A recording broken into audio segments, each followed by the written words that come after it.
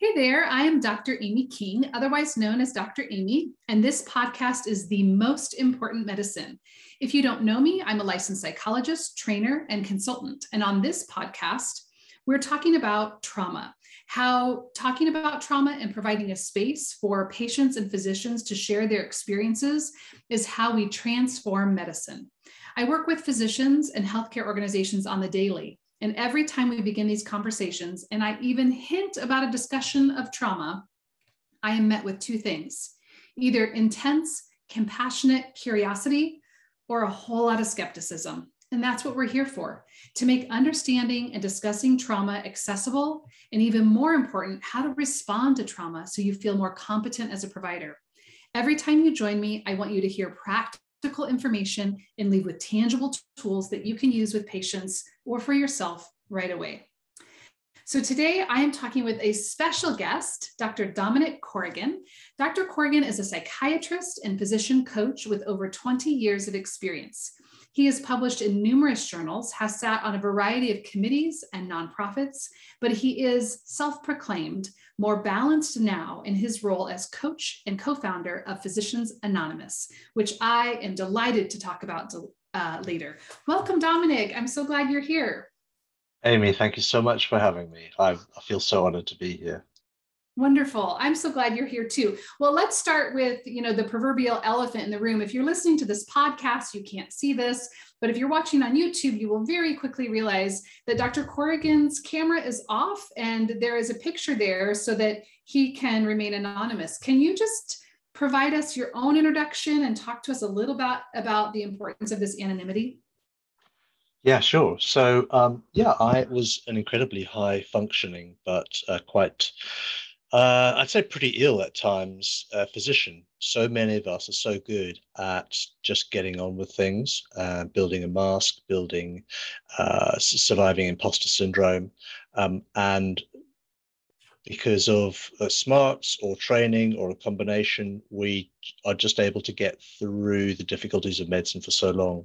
It turns out that whilst on one hand I was, incredibly successful clinician, researcher, private practice, charities, and all that, on the other hand, I was deeply unhappy in medicine, and I developed recurrent burnout, then depression, then addiction, and life came crashing down. And then I discovered on a personal level anonymous groups and the powers of these groups. And I realized that there is something just so profound about being able to be in a space where people don't need to know your name, but they are there to share your shame, to share your joy, to share your deepest, darkest, but also your happiness. And that's where the idea of Physicians Anonymous came from, was realizing that it's so difficult for doctors to get help. There is help out there, but we have enormous internal and systemic barriers to getting help as physicians. And the result is that there's an epidemic of poor mental health, of burnout, of addiction, and of physician suicide. The stats in the US are appalling. 300 to 400 doctors a year take their own lives. That is the statistic that's generally accepted, although it's hard to get true facts on that. But we're not a healthy group of professionals, yet we have access to enormous resources.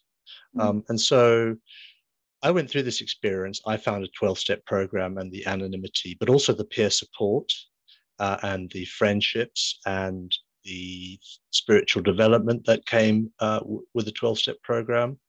I found that so powerful, but also I accessed therapy. I got the right medication and so on. And I'm in a much, much better place. And I don't have that stress of clinical medicine anymore. Mm-hmm. And as good as I was, without kind of blowing my own horn, as good as I was a doctor, for me, this is the right place. It's not necessarily the right decision for everybody. A lot of us, if we were able to reframe things, understand our core values better, understand ourselves better, be more boundaried, I think we'd be a lot happier in work. But for me, this was the right thing to not, for now, be in clinical medicine. So there's the anonymity is so powerful, and we thought we would take the best of 12 steps, and peer support and coaching, all of which have a good evidence base for helping people with difficulty, but also specifically physicians, and bring those together under an organization which we called Physicians Anonymous, which is on physiciansanonymous.org. The main thing is we run groups which are entirely online. Names and cameras are entirely optional. They're doctor-only groups. They're facilitated by at least one trained doctor, and then usually two doctors, at least one of whom has coach training. And then sometimes, like yourself, we were fortunate enough to get people with mental health training, co-facilitating our groups as well. And so we get a nice mix of professional facilitation of our groups. And they've been incredibly popular, and I felt so privileged to be part of these groups, and we can talk about it, but just to hear physician stories and just how they've gone, wow, I wish I found this 20 years ago. Mm-hmm. Yeah, I have so many questions about Physicians Anonymous and trying to help people access it. And I want to ask some specific questions about that in a moment, but I want to back up. I want to ask you more of a broad question, right? You were talking about experiences of trauma and burnout. In your own terms, can you define those for people? Yeah, so the obvious one is an awful exposure to some sort of awful event that that the average person is not exposed to, and then the emotional reaction to that. And I think that it's pretty obvious in places like the armed forces, in trauma medicine. I think you see that quite a lot, and that's commonly understood. But then I think there's the micro traumas that all healthcare staff are exposed to. And this can be anything from seeing a kid come in who's been a victim of abuse, to a victim of domestic violence, to seeing how the medical system itself can brutalize and traumatize people, and seeing how it also, it's not necessarily compassionate and humane, especially when it's incredibly profit-driven parts of our system, and profits are put before patients when things are commercialized, and so it can be incredibly brutalizing to people who generally go into the caring professions because they want to help people. Absolutely. And I think the micro traumas add up over time. And if, like me, you think you can cope on your own, and then you're wrong, I ended up getting depressed, and then finding addictive acting out was my way of coping. And that gave me a temporary relief from the stress of carrying the burdens of my patients as a psychiatrist. And then obviously addictions escalate, and things came to a crashing halt. Obviously, if I knew then what I know now, I'd find much healthier ways of coping, but that is what happened in the past, and that's the life lesson for me. And in some ways I'd be a much better addiction psychiatrist, because I've been on both sides of the of the psychiatrist chair, if you know what I mean. It's interesting. When I talk to professionals, and certainly there are those listening who probably have biases around addiction, what I say as a way to create empathy is that addiction is just another ritualized compulsive form of comfort seeking, right? Mm-hmm. So whether you exercise compulsively, or you meditate, or you are really boundaried about your sleep, or you use pain medication or alcohol, those are all coping mechanisms that, by the way, are really effective and work and calm your nervous system down. And so without the alternative of a healthy coping mechanisms, people utilize what's available to them. And you mentioned that earlier, right? That we're people with a lot of resources. Yeah. So 2 things on addiction. The first one is, so Physicians Anonymous, despite sounding like, Alcoholics or Narcotics Anonymous, is for doctors with any kind of difficulty. I'd say the vast majority of people that come to our groups and work with our coaches and mentors have career difficulties, occupational injury, in other words, burnout, often difficulties around bullying, are coping with the trauma of being a doctor.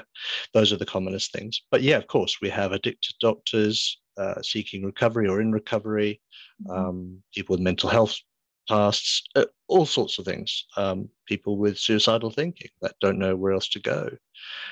So, we cater to all. So it's not an addiction-only group, number one. And then number two, in my work with addicts over the years was my eyes were opened to the degree of trauma that is particularly prevalent in our population with addictive problems.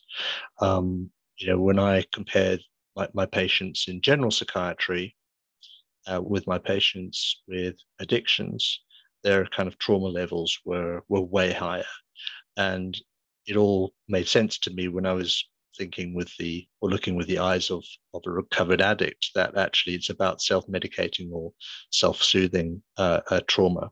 Absolutely. Yeah. Yeah. And when you talk about these micro traumas and also some of the systemic oppressions of medicine and healthcare, is that what you would say builds up that ultimately leads to burnout for physicians? I think it's a very personal journey for each doctor. We all have strengths and weaknesses, vulnerabilities, and so on. So in my case, it was a combination of my backstory, I guess from very early in medical training, we are taught to develop a thick, leathery skin.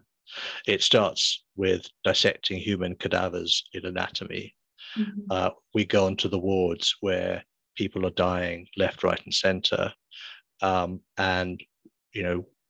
it just goes on and on and on. And throughout a medical training, we're generally the first port of call as a resident in a system that is vastly under-resourced. And then, of course, we're working excessive hours every week. We're sleep deprived. We're disconnected from our loved ones because we are a slave to the hospital. And all of these things sort of build up. And it's very difficult when you're a young doctor to be able to set boundaries, because you're training, you need to do the hours on the one hand, but on the other hand, you need to get a good reference, etc. There's a whole discussion around residents and working conditions and the trauma that goes along with that. But yeah, so I think it's a very personal thing. Some people will go into medicine incredibly resilient and have the right coping mechanisms, and somehow everything that's thrown at them won't hit, and they will be able to feel it but bounce back from it. Some people will not, and there isn't a magic equation to explain. It could happen to any of us, really. It's the great leveler. I really appreciate you saying that everybody's journey is going to be different, because I think one really powerful aspect of Physicians Anonymous and your story that you share so vulnerably, thank you, is that we would never want someone to listen and say, oh, well, that's not me, so I'm not burned out, or, oh, that's not me, so I don't need help, or I haven't seen as many bad things or been exposed to as much, atrocity as another person, right? We really want them to honor their journey. Yeah, exactly. It's a bit like saying, if someone's grieving that, well, it's been 3 months or 6 months or 1 year, it's time to snap out of it. Everyone's journey is different. Yeah. There is no right or wrong here. You know, it's interesting. The other thing you mentioned is this idea of boundaries. Let me throw something at you. So you're saying, right, we need to be able to have more boundaries. And yet I think part of what hurts physicians is that they are so boundaried in other ways, they don't get to be human. Can you speak to this like dichotomy of like, I should have no boundaries with my time, my energy, you know, what I give to medicine, but I should be very boundaried when it comes to I'm the professional and not a person? Totally. I think the process of, one of my colleagues in Physicians Anonymous calls it grooming in medical training. Yeah. That it's really messed up, you know, considering how the people that developed the system, the people that became our early doctors and nurses and psychotherapists and so on, and their hearts were all in the right place, you know, that no one went into it because it was, you know, a great source of money. You know, people go into medicine, I'd say the vast majority of reasons they start off because they want to make a difference to people and help people and make the world a better place. And the same for, you know, any of the caring professions. And then something happens in med school residency and our medical careers where I think priorities get twisted, and we have to develop coping mechanisms. So you're absolutely right. There's, in some ways, we can be so unboundaried, and in some ways we can be too boundaried. And I think remember, these are, you know, 18-year-old, 20-year-old kids effectively who are training to become doctors. You know, you're in your early to mid 20s by the time you're a young doctor on the wards. It's you know, we have an enormous amount of maturing to happen, but there's all these micro traumas, and also learning modeling from our you know, seniors, some of whom are amazing, all of whom are incredibly bright and accomplished, but some of whom are very damaged as well. And so we're picking up on all these ways of coping and dealing with patients and colleagues and so on. And what it adds up to is we learn that we cannot say no to anything related to patient care. No matter how empty our cup is, we have to keep on pouring. Yeah. And that includes when a hospital administrator or your medical boss asks you to pull an extra shift because someone's off sick or whatever, and then you miss your kid's birthday party or your wedding anniversary, or those essential 8 hours of sleep that you needed because the system needed you. And I think it's a really difficult call for the young doctor who is in that position at that time. It's a really difficult call, but it's not right that people are put under that pressure. There should always be a safety net, if you know what I mean. And you used this term a moment ago that, you know, I admittedly makes me feel a little sick to my stomach, but I think it's accurate, which is grooming. Mm-hmm. Right? It's coming, as you said, from nobody with malice, but from an entire historical system of performative measures. Mm-hmm. Yeah.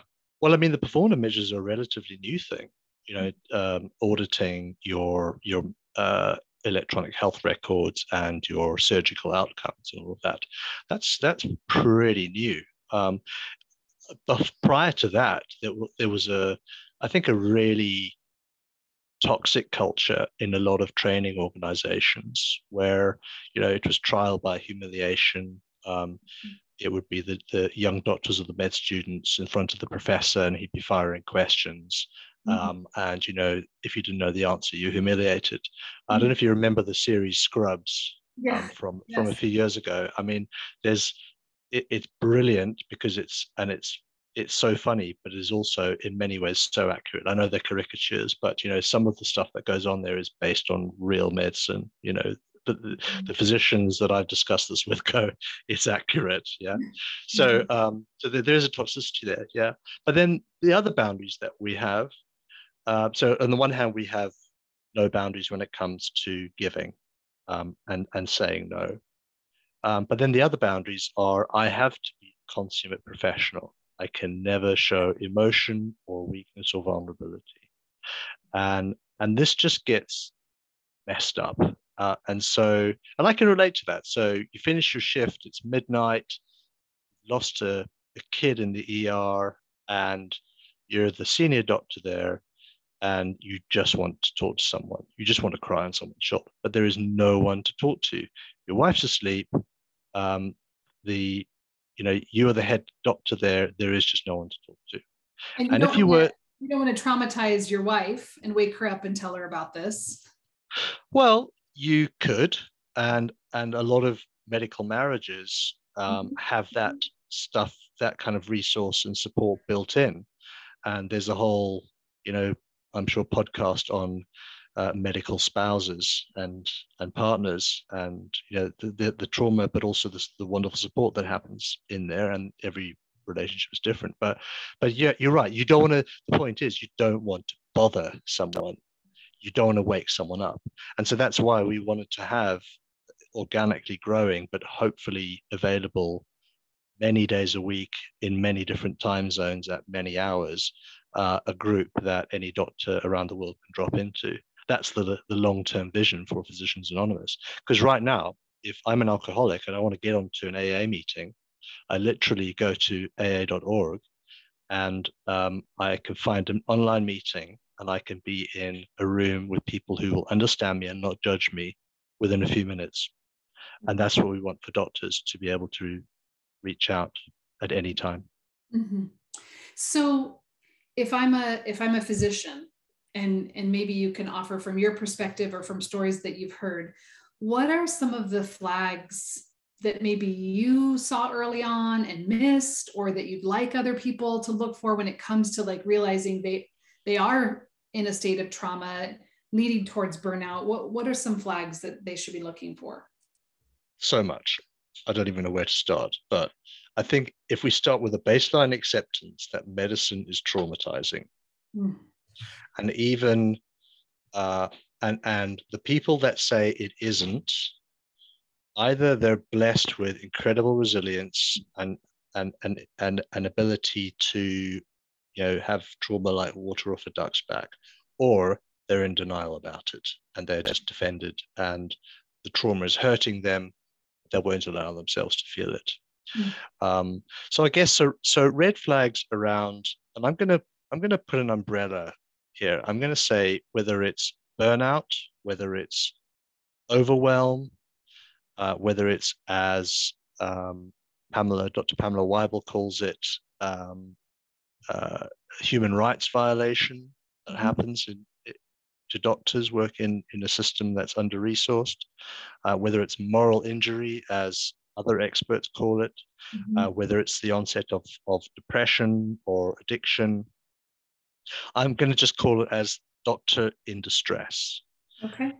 And it, of course, all these things can present in so many different ways, but for me, the key things were working harder to try and cope. So instead of cutting back and taking breaks and holidays, my working hours went up, but my efficiency went down. So I wasn't coping. I couldn't concentrate. I couldn't remember stuff. My memory got impaired. God knows whether I was making good decisions or not. Thank God, to my knowledge, there was no adverse events. But when things were building up, I should have been on medical leave. But of course, I was good at. Are we allowed to swear on this podcast? Yep, absolutely. I was good at bullshitting. And I think doctors can be really good actors. We have to learn to put on the face of competency, a mask of compassion, but super competence, because that's what patients need. they need to have confidence in you that you're a competent physician. So it's an important developmental phase. But at the same time, if you're unable to break that mask when you need to, then I think it's unhealthy. So yeah, so overworking and becoming less efficient and effective. The quality of my work definitely dropped. And then it was showing in my body. So my sleep was disrupted. My appetite would be either up or down, resultant changes in weight. And it showed in my relationships. My working relationships became more fraught. Normally, I'd get on with everybody, and my personal relationships put my marriage under strain. These are very subtle things because they don't just switch on one day. They develop over time. But those would I say be the main red flags. And then, of course, something I never spoke with anybody about was thinking, well, maybe the world would be better off without me, which I look at with the eyes of recovery, and I cannot understand that this seemed like a logical choice for me at the time. But at the time, I couldn't see my way through, and it just, I can totally empathize now with my patients who couldn't see an alternative. And yeah, so, but the problem is, people, for the vast majority of people, don't talk about their feelings, especially when it's things like suicidal thinking. So if I'm a physician and I'm having these manifestations, right, and working more to cope, I'm having memory and concentration issues, it's feeling less efficient, sleep, appetite, relational strain, and this feeling of maybe I shouldn't be here, maybe the world would be better off. Any of those, right? Any of those. How do I reach out for help? So the most important thing is to reach out to someone, anyone. Do not suffer on your own. We're so good at holding stuff inside and just somehow getting through it, and we do not need to. Once the dam broke and I was able to talk openly to people, the sheer amount of compassion and understanding and sympathy and empathy, and people going, oh my God, I know exactly what you're going through. I went through X. Suddenly knowing I'm not alone. And we are not alone, but it feels so alone. So reach out, and it doesn't matter really to anybody.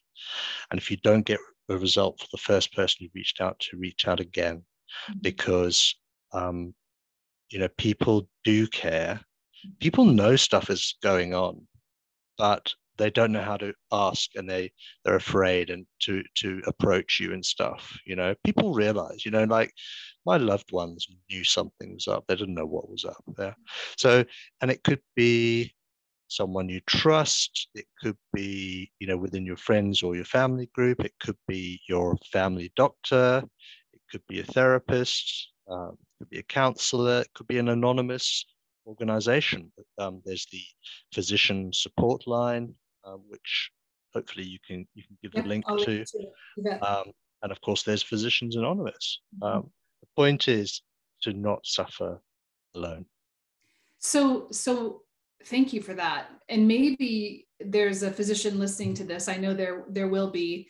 Maybe there's, though, a spouse or a colleague who's listening, who's worried about someone that they love. Is there anything somebody could have said to you or done or reached out, right? When they're listening to this right now saying, oh my gosh, that's my husband, or that's my wife, or that's my business partner, or anything that would have helped bridge the gap for you? So I'm an incredibly stubborn person. And my defenses were so well built up that I look back, and I mean, my wife tried many times. And if I hadn't been such a stubborn, know-it-all physician, maybe I would have listened to her. I made a huge mistake in not listening to her, and it caused enormous damage to this day, and I regret it. But yeah, I was way too important and busy and in control, although not really, to listen to people that love me. So, but if you are in that position, there's nothing wrong with expressing concern, saying, how are you? Are you okay? Are you sure you're okay? Here's why I'm worried about you. And you can bring a horse to water, but you can't make it drink. And if someone wants to be obstinate like I was, and probably still am, there's only so much you can do within your own power. It's a bit like in my addiction fellowship, the Serenity Prayer. God grant me the serenity to accept the things I cannot change, the courage to change the things I can, and the wisdom to know the difference. So, keep on trying, but at the same time, you can't force the person to open up. They've got to do it on their own time. And what I would add to people that might be listening is keep asking, because you never know. A little seed gets planted, and your spouse or your colleague or your friend circles back later and says, a couple months ago when you said you were worried about me, you were right. Exactly. Yeah. It doesn't have to be instant results. The point is you let them know that you're there for them and you can be trusted. Fear is such a big barrier for doctors.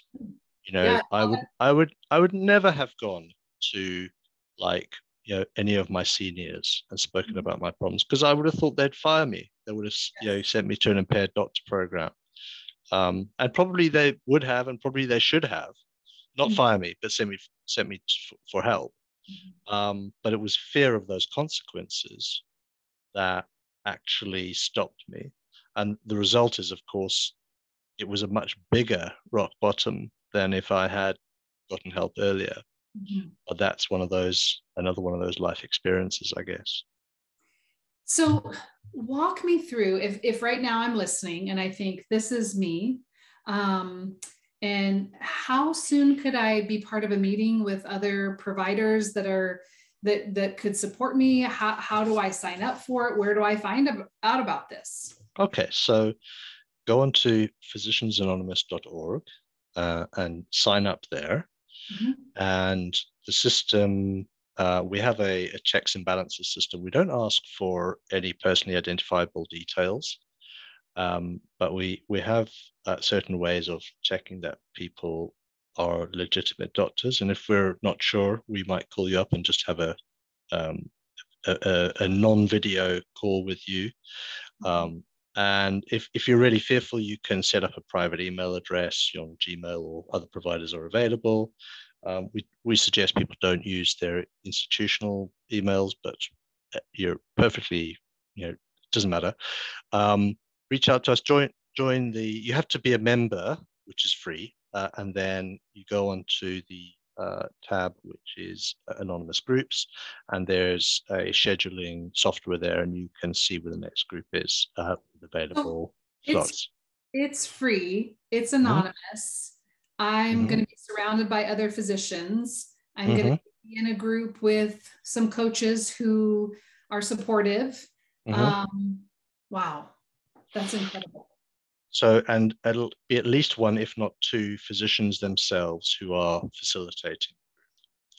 Wow. And all of whom have a personal experience of burnout and recovery from burnout, and a passion for and an interest in this space.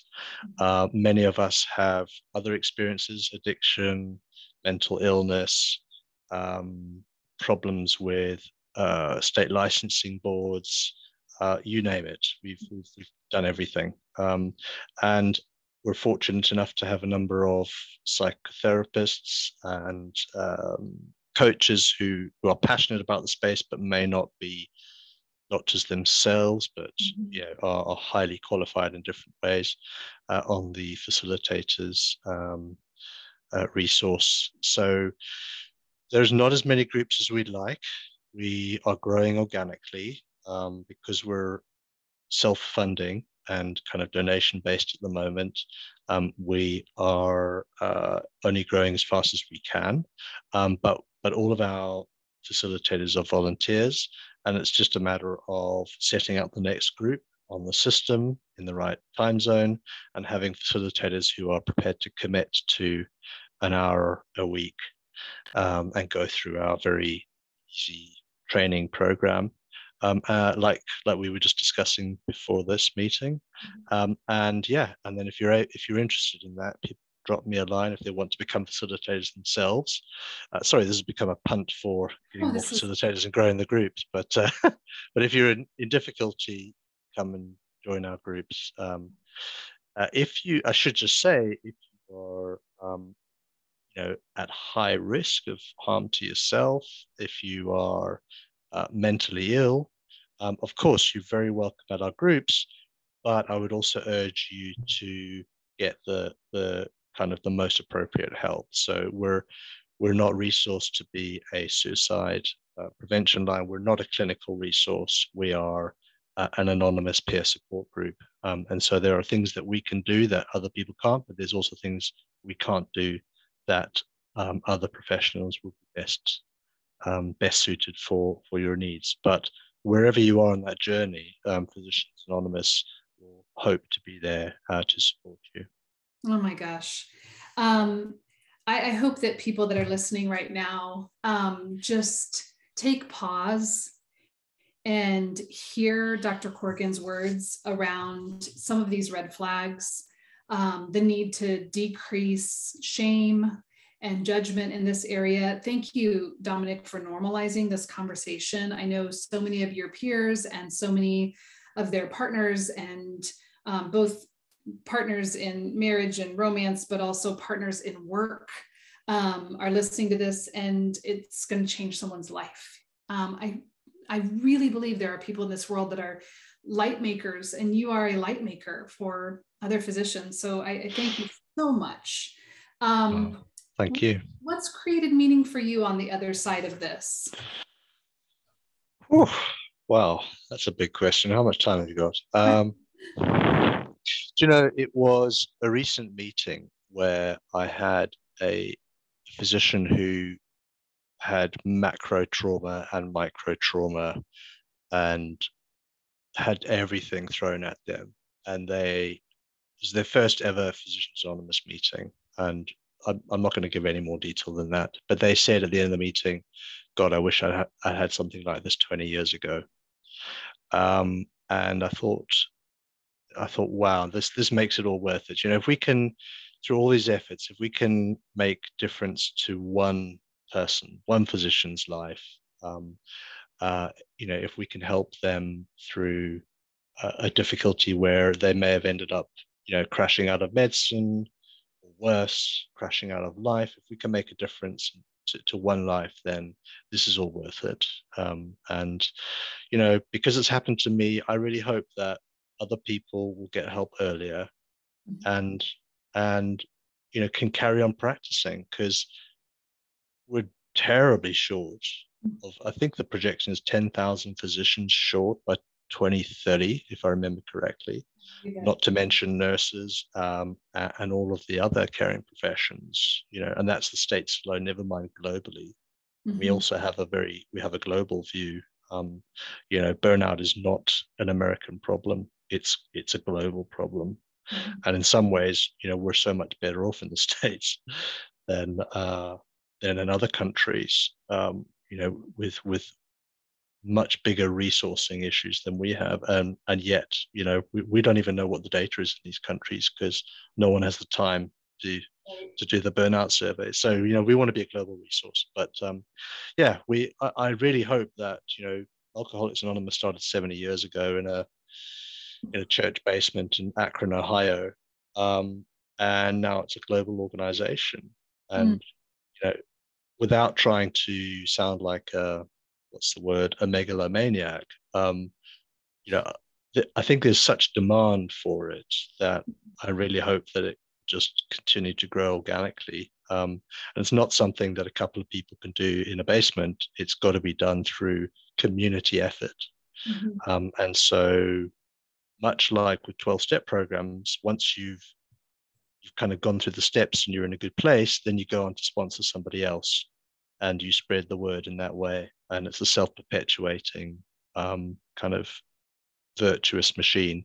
And that's what we really, our vision is for Physicians Anonymous, to be kind of a one-stop resource for physician well-being. I hope that too, for sure. Okay. After you told me how traumatizing it is to have rapid fire questions, I'm going to ask you some rapid fire questions, but I think they're fun. So no shame, no humiliation. And then we'll wrap up, and all of the resources that Dominic has talked about, we will put in the show notes so that people can get in touch with this organization. But let's see, just first thing that comes to mind, what is one thing that people get wrong about physicians? That we are not human beings. Mm-hmm. That we're superheroes without feelings. Mm-hmm. If you could go back and talk to young Dr. Corrigan, what would you tell him? Listen to your wife, you idiot. Oh, that should be on a bumper sticker for most husbands.